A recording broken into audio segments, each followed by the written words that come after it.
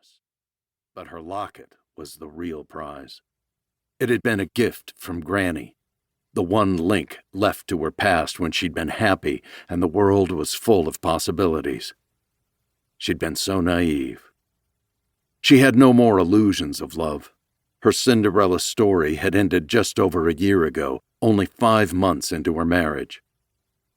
The first slap that Thanksgiving night after an endless extravaganza at his parents' estate, with his entire family and many of their important friends, still rang through her memory.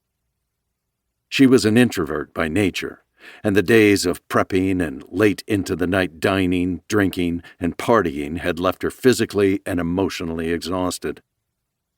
When they got home, Augie wanted to celebrate their successful evening. He informed her he was horny and ready for sex. She'd kissed him, explained how tired she was, and promised that, after a little rest, she'd give him a very good morning. He'd slapped her. The move so sudden she would have thought she'd imagined it, if not for the heat rapidly replacing the shocked nerves on her cheek. No one said no to August DeSalvo, especially not his low-class hick of a wife. She should be grateful for every little thing he did for her. Augie took the sex he wanted that night, and Mollie knew her dream life had irrevocably changed into a nightmare. Between the family attorney and his parents' influence, her report to the police the next day had mysteriously disappeared, and the one after that had been pleaded down to a public disturbance and dismissed with a fine.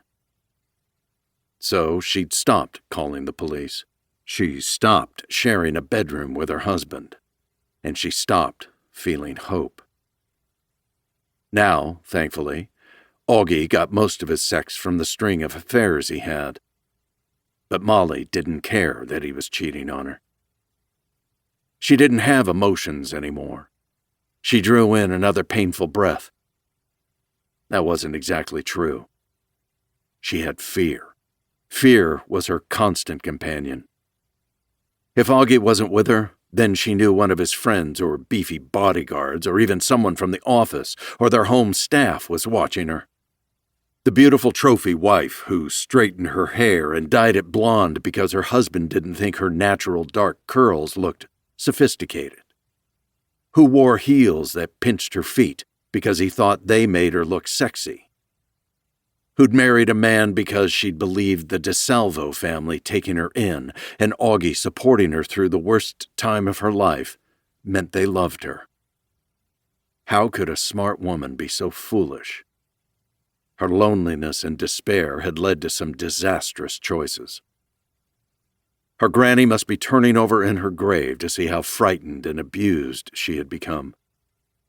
She'd grown up without parents, thanks to a rainy night highway accident when she was 4. But she'd been raised with love and enough food to eat, and she'd been taught a solid work ethic and some old-fashioned common sense by her grandmother, Lucy Bell Crane. She was the girl who'd overcome the poor circumstances of her Ozarks upbringing to earn scholarships and work her way through college at the University of Missouri. She had a degree in math education, a year in the classroom under her belt, and a semester's worth of classes toward her master's degree. Yet here she was, huddled on the kitchen floor of August DeSalvo's big, beautiful house, afraid to stand her ground with Augie, afraid to call the police, afraid to ask anyone for help, afraid to pursue a teaching job or further her education, afraid to leave, afraid to stay, afraid. Feeling an imagined warmth radiating from the locket in her hand, she pressed a kiss to the silver oval and dropped it inside the front of her dress. Then she braced one hand on the oven behind her and reached up to grasp the granite countertop on the island across from her.